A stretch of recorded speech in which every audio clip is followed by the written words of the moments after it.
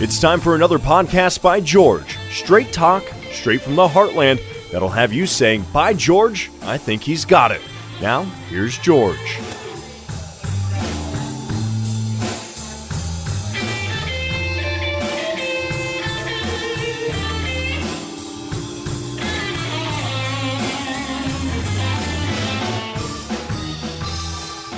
Hello, hi, how are you?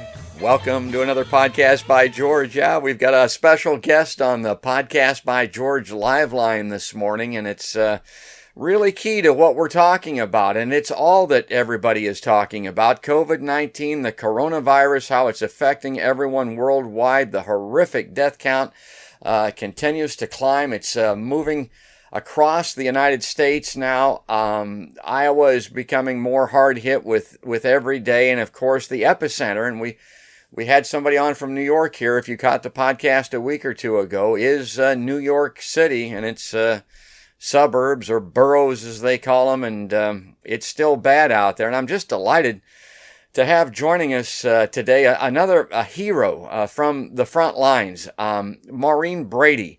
Maureen's been an ICU nurse for 40 years, and she's currently working in the Bronx, and she's out there, she's in the midst of it, and she's graciously agreed to spend just a few minutes here talking to our viewers on Podcast by George. Good morning, Maureen. Good morning, George. So, this podcast originates from the heartland. Most of my viewers, I'm sure, have never been to New York City. They have no idea the scale of the city and the humanity out there, and really what it's like. Can you kind of give us a little start here, a little word picture on what your world is like in the Bronx, for an example? Well, first of all, I don't live in the Bronx. I live about an hour outside the Bronx. So just commuting to work every day is completely different than it's been in the past, because the highways are empty in comparison. When I arrive in the city, the streets are somewhat empty, and then work is pretty much chaos. It's just the entire hospital is COVID patients. So the entire hospital has been transitioned into an ICU. The normal floors, I normally work in cardiac surgery intensive care.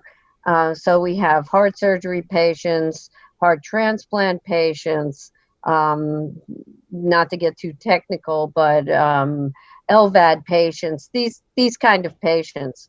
And the entire unit, plus all of the other ICUs, the recovery room, in fact, even the big meeting room in the front hall has been changed into an ICU. That's why we need all these ventilators. Everyone's on a ventilator.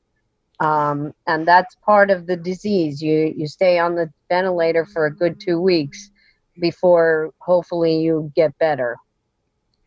You described it as chaos, and I've heard that before. Can you kind of elaborate on that a little bit? How does the workflow, for instance, right now compare to a normal day's workflow? Is that what the chaos is all about, just the volume of work? Yes, for the most part. So in cardiac surgery, we have a routine. The patients come out, we recover them, we get them off the ventilator, and we move them along. And things are done in a timely manner and very organized. This is the emergency room doesn't have enough room, and they keep transferring the patients to the floor, and we don't have enough room. So we're making more room for all these patients that are coming into the hospital, and we have all of these patients on ventilators. So they have to be in private rooms, or they have to be isolated to some degree from the rest of the personnel. There's not enough nurses, there's not enough staff, so the ratio of nurses to patients is increased. I mean, in my unit, I would normally have a 1-to-1 or 1-to-2 patient load, and it's up to 3 and 4 now. And they're not just on ventilators, they're on other equipment to keep them alive. Now, that's on my unit. On some of the other units, they don't necessarily have all of those machines, but for the most part, in most of the ICUs, they're not only on ventilators, they're on dialysis machines and what we call ECMO, which bypasses the heart and lungs and oxygenates the body. So it's crazy. It's just crazy. I started the podcast, Maureen, by saying that you'd been an ICU nurse for 40 years. I got to say, you don't look that old. It's hard for me to believe that you've been doing this that long, but that means you've got a wide breadth of experience in ICU work. Have you ever seen anything like this before? Well, I've worked in New York City since 1980, so I saw the HIV/AIDS virus come through, and that was also pretty bad. And also, I was there for 9/11. 9/11 wasn't as bad because the patients just didn't come to the hospital at the end of the day. But the whole community is like falling apart, and they all need help. They can't breathe, so they wait at home for as long as they can, and when they can't stand it any longer, they come to the hospital, and sometimes we can save them, and sometimes they've waited at home too long, and it's just not possible. So, my God, Maureen, my God. Well, yeah, it's rough. To talk a little bit about, it sounds very much akin to a war zone or something like that. Exactly.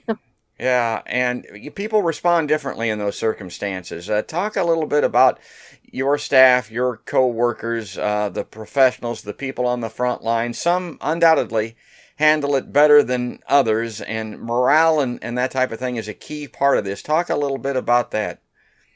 So, it's stressful to say the least, physically and emotionally.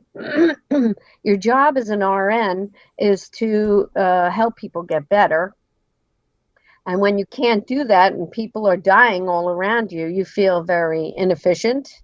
There's no efficacy in your job. So in that regard, it's stressful to go home with that emotional burden. On another hand, it's made our unit more collaborative, and we're all working together to do things as a team, per se, because of the abundance of patients. We go together, we do rounds, we do what we have to for each individual patient as a team, so we can get in and out of the rooms as quickly as possible, because you really don't want to spend a lot of time in there for fear that you yourself are going to come down with the virus.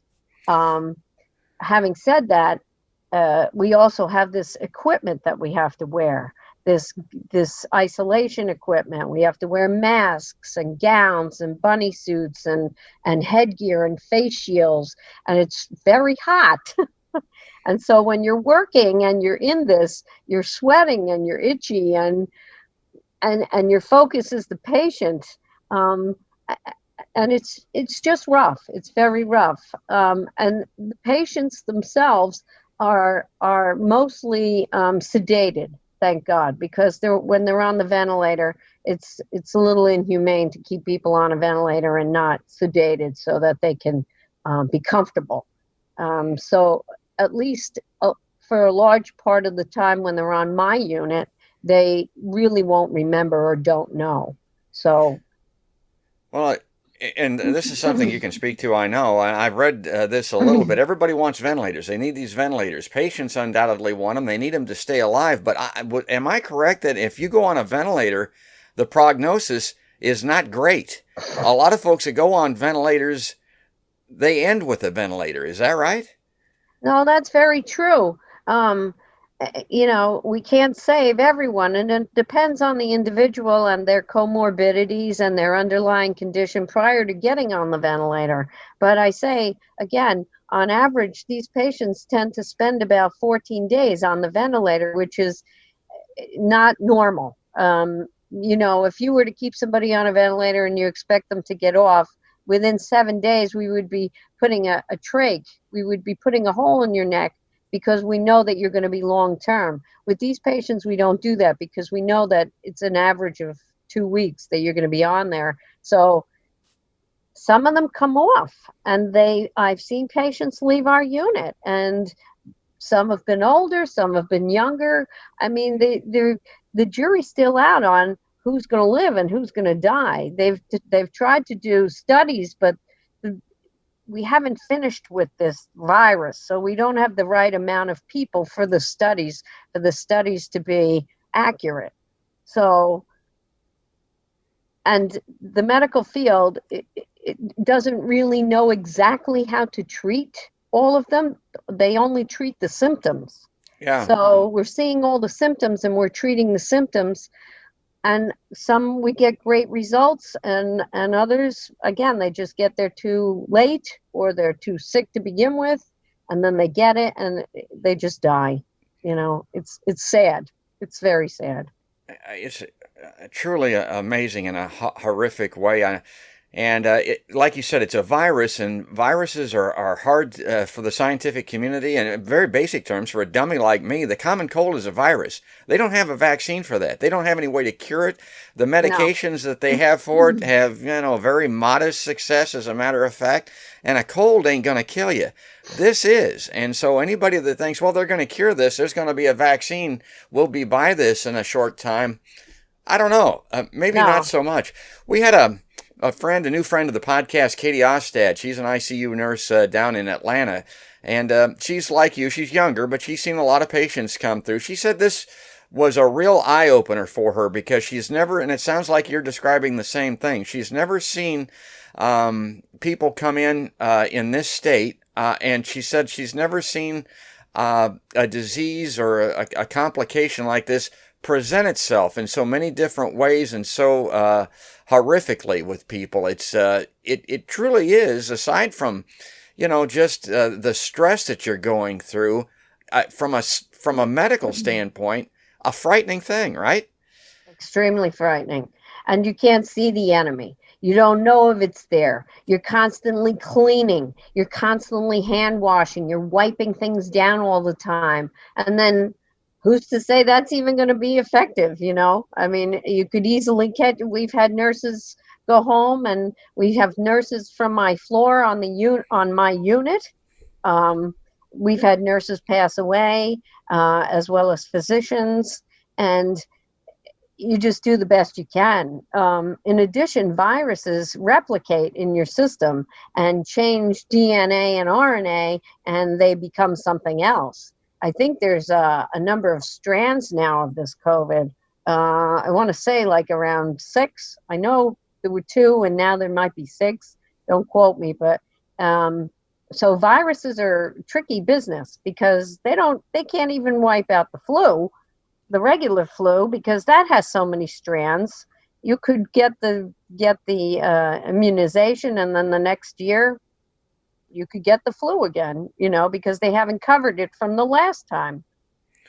I'm glad you mentioned your fellow physicians and nurses, and people need to get a grasp on this. Some of those folks have passed away because of this. And that brings me to my next question. And this is a difficult one, but it needs to be asked. Now, as I mentioned, in my book, you're a hero. I mean, you've been doing this for 40 years. The doctors take the Hippocratic Oath. Nurses take a Florence Nightingale kind of an oath. I mean, you've been doing this for 40 years. Have you ever had thought of myself as a hero?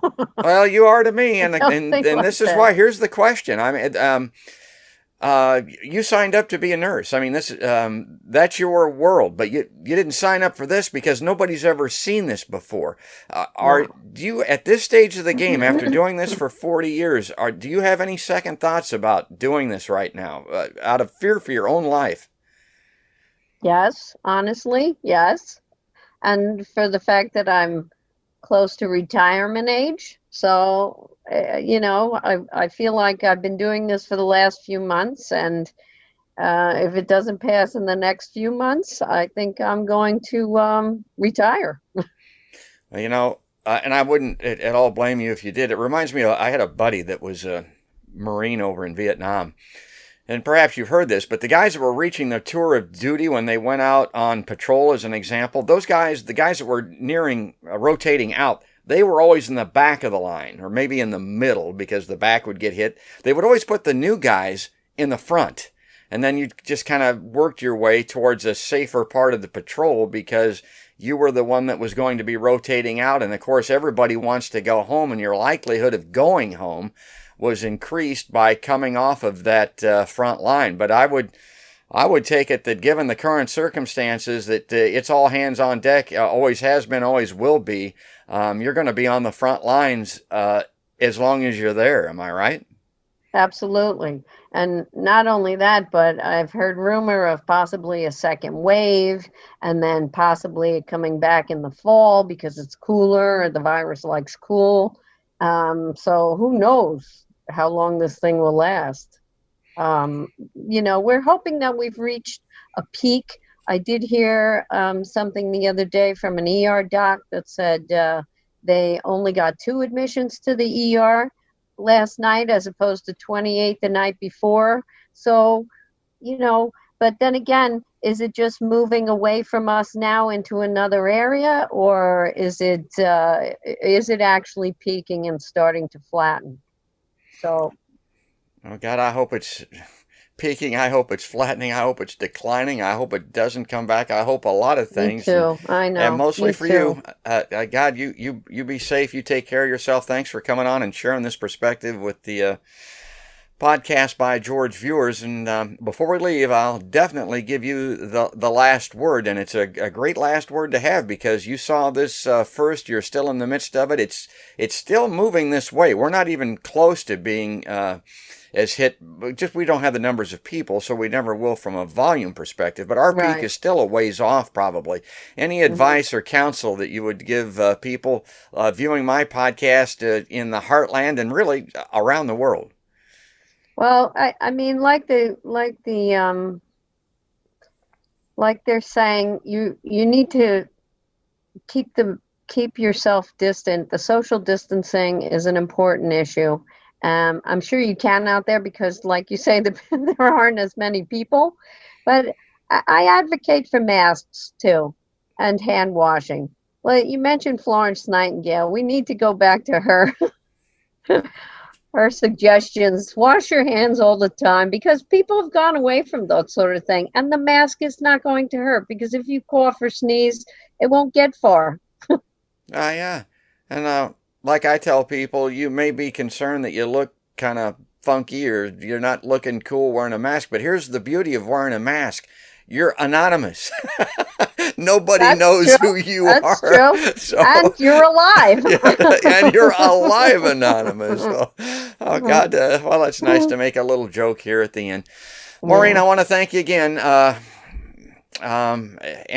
This is an open invitation to you. If at any point in time you want to come on and share a perspective or some advice or anything with this podcast, you just let me know and you're back on it because, and I know you're very modest, but to me, what you're doing is absolute heroism. You did not sign up for this. I mean, firefighters know at some point in time they may have to go into a burning building and pull somebody out of it. It's part of the deal. It's a heroic act.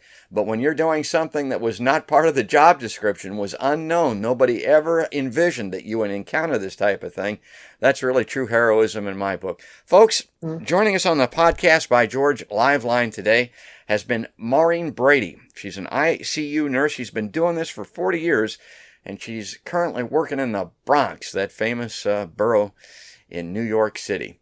That's going to do it. That's going to wrap it up. We'll be back soon with another podcast by George.